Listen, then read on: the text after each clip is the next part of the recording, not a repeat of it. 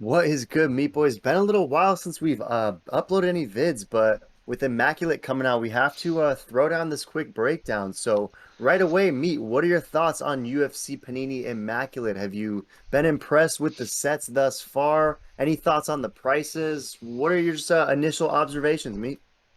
Yeah, no, this set, I mean, these are beautiful cards. Let's be honest. I mean, look at these three cards we have displayed for you guys. You have the Jury, big memorabilia, and then the memorabilia auto Izzy, and then the Marks of Greatness auto. I really like the Marks of Greatness. I think they're very slick, clean cards. Love the autos, love the hard autos. Super cool they have that on this set. Sad that some of the autos are stickers, but beautiful set nonetheless. The dual autos are amazing too.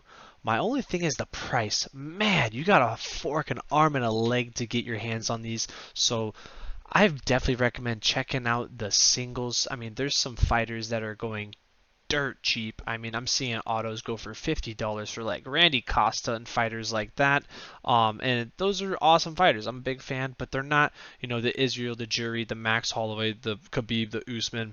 Those guys, they're going to go for a lot, but still cheaper than buying a sealed product, which when you're buying those sealed products for 14, 15, 1600, I've been seeing them go for. Some I've even seen some go for near 2000, but they've dropped a little bit.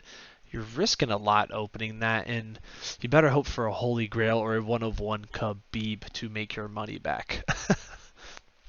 Yeah, for real. And you're breaking the bank even with these breaks too, right? Like I've seen a lot of guys strike out at some pretty heavy prices. I mean, even like the pick your fighter immaculate breaks where you got fighters like Hamza going for 800 plus and people are ending up with nothing, right? So, I mean, I've also seen people, in some hit drafts, pay an arm and a leg for a spot and end up with nothing. So, I like your advice of the go check eBay, right? See what sort of immaculate singles are out there because there's some hitters out there for sure, and maybe you'll find some decent value. So, of all of the different checklists, is there one that's standing out to you the most? I mean, there's the marks of greatness, like you mentioned, the modern marks for the casuals, the fight mat memorabilias, the jumbo memorabilias. Like, what's been your favorite aspect of Immaculate? What's your favorite checklist so far? This favorite set? Yeah, no, my favorite's got to be Marks of Greatness, Immaculate Milestones, and then the premium memorabilia autographs. Those premium memorabilia autographs are so beautiful. I mean, there's a Max Holloway one of one on eBay right now. It's going for a lot, but man, is that a beautiful card. Um, and then the dual autos. I mean, Khabib, Justin Gaethje. Can't get much better than that. There's a lot of cool stuff.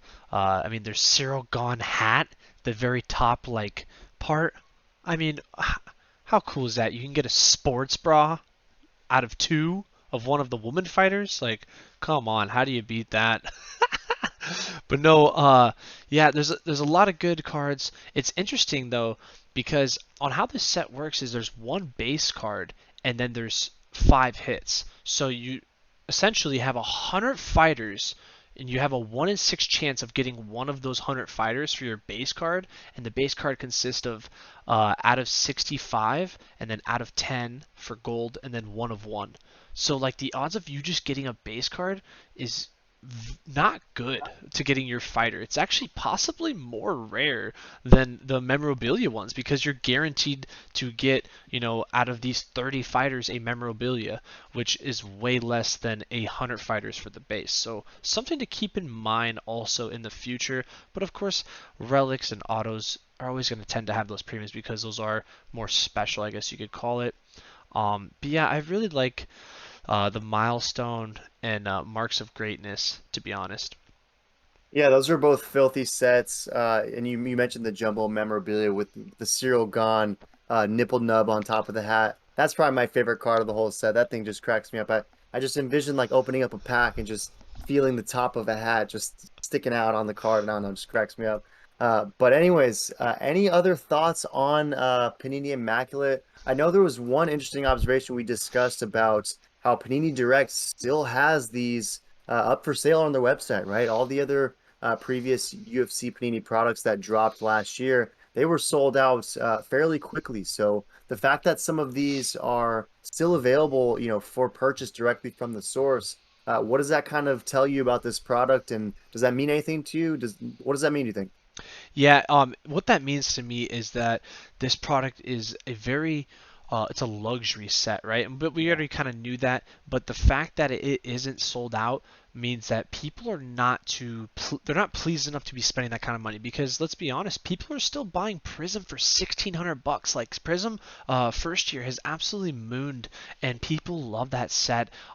Which I've noticed, Prism is usually the king, and I truly think Immaculate will actually drop when Prism of this year, 2022, comes out, because I think Prism 2022 is going to be hit out of the ballpark. They're going to have some epic, rookie autos, I think, and some new cool fighters that we're all desiring. And I think Immaculate honestly might even drop under the 1,000 threshold. It's going to go back up, but I think Immaculate is safe to say it's going to be around the $800 to $1,200 area for a couple months, if I had to guess. I just don't see it being sustainable at the 1750 that Panini still has, still in stock, and they're nowhere near being sold out. And people are already starting to struggle filling in, group breaks because let's be honest, it gets pricey. I mean, unless you're rolling in the bankroll and you're able to spend $500 every weekend on these breaks, it's not that sustainable. Unlike Prism, when you can drop 50, $100 and get on a break, um, and you just have better odds and honestly more fun and more cards to collect. At least you get something to take home when you're breaking Immaculate.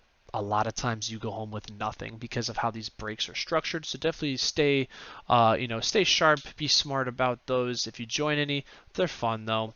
Um, and yeah, but I think it's a strong set.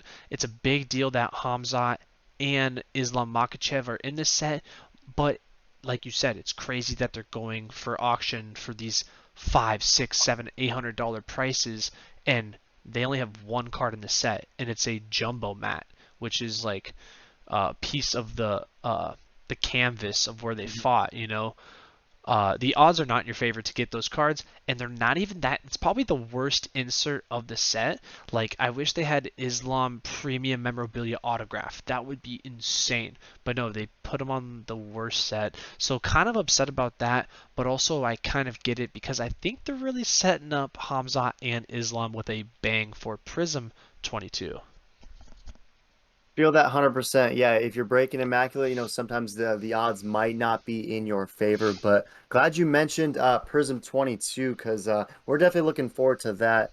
Check our latest video coming up next where we're gonna give you guys our first initial thoughts, our first preview of Prism 2022, and let us know what you're thinking about Immaculate in the comments down below. Have you participated in any breaks thus far? Any luck, or has it been just a lot of misery? Because definitely seen it on both sides, but maybe a little bit more sorry buyers with these big prices and not big come ups. So let us know how you've been doing with Immaculate and if you've been doing it at all. And check out the next videos coming up about Prism 2022 and our rookie hopefuls after that. Let us know. Yep.